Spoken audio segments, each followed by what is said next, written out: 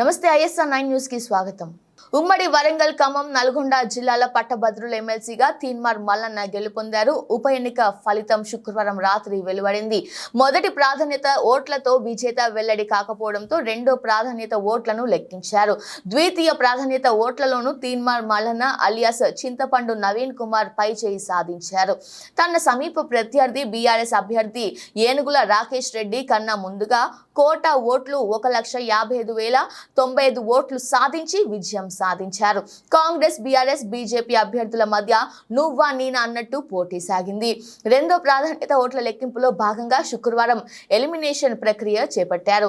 ఈ ఎన్నికల బరిలో ఉన్న 52 మందిలో చివరి అభ్యర్థి నుంచి ఎలిమినేషన్ ప్రక్రియ మొదలుపెట్టారు. 1000 ఓట్లలోపు ఉన్న అభ్యర్థులకు పోలైన ఓట్లలో ద్వితీయ ప్రాధాన్యతను పరిగణలోకి తీసుకొని ఒక్కొక్కరిని తొలగిస్తూ వచ్చారు.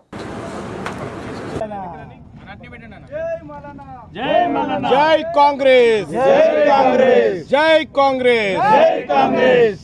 సోనియా గాంధీ గారి నాయకత్వం వర్ధిల్లాలి, రాహుల్ గాంధీ గారి నాయకత్వం వర్ధిల్లాలి. నల్గొండ వరంగల్ ఖమ్మం జిల్లా నాయకత్వం, నల్గొండ వరంగల్ ఖమ్మం జిల్లా నాయకత్వం. వరంగల్, నల్గొండ, ఖమ్మం ముఖ్యంగా ఇవాళ వరంగల్, నల్గొండ, ఖమ్మం పట్టభద్రుల ఎమ్మెల్సీ ఉప ఎన్నికల్లో మొట్టమొదటిసారిగా కాంగ్రెస్ పార్టీ విజయాన్ని సొంతం చేసుకుంది. మీ అందరికీ తెలిసినటువంటి అంశమే. కాంగ్రెస్ పార్టీకి ఎట్టి పరిస్థితిలో ఈ విజయం దక్కొద్దని BRS party, Bharatiya Janata party చేసినటువంటి ఉమ్మడి కుట్రలన్నీ కూడా మీ కళ్ళ ముందు ఉన్నటువంటి అంశాలే.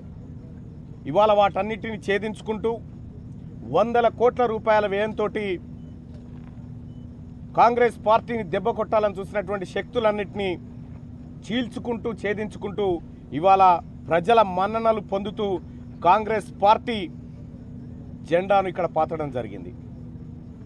ఇలా కాంగ్రెస్ పార్టీ విజయం సాధించిందంటే ముఖ్యంగా ఆ తల్లి సోనియా గాంధీ గారి ఆశీస్సులతోటి, ఏఐసిసి అధ్యక్షులు మల్లికార్జున్ ఖర్గే గారి ఆశీస్సులతోటి, రాహుల్ గాంధీ గారు, ప్రియాంక గాంధీ గారి ఆశీస్సులతోటి, తెలంగాణ రాష్ట్ర ముఖ్యమంత్రి వర్యులు గౌరవనీయులు రేవంత్ రెడ్డి గారి ఆశీస్సులతోటి, అలాగే మా మంత్రులు గౌరవనీయులైనటువంటి ఎమ్మెల్యేలు, ఎమ్మెల్సీలు, ప్రజాప్రతినిధులు, ప్రతి కార్యకర్త కృషి ఈ గెలుపులో ఉంది.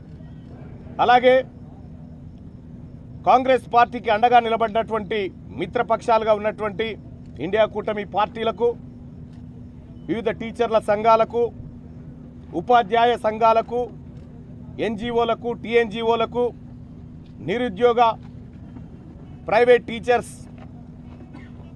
1998 డిఎస్సి క్వాలిఫైడ్ అభ్యర్థులు ఎవరైతే ఉన్నారో వారితో పాటు 317 జీవో బాధితులు కూడా ఇవాళ కాంగ్రెస్ పార్టీ మాత్రమే మా సమస్యలు పరిష్కరిస్తుందని చెప్పి నమ్మకంగా మాకు అండగా నిలబడ్డటువంటి వారందరికీ, ముఖ్యంగా మీడియా సోదరులకు అందరికీ కూడా, ఎవరైనా మర్చిపోతే వాళ్ళందరికీ కూడా క్షమించమని కోరుతూ వారందరికీ పేరు పేరున ధన్యవాదాలు, కృతజ్ఞతలు తెలియజేసుకుంటా ఉన్నాం ఈ గెలుపులో మీరు భాగస్వాములైనందుకు.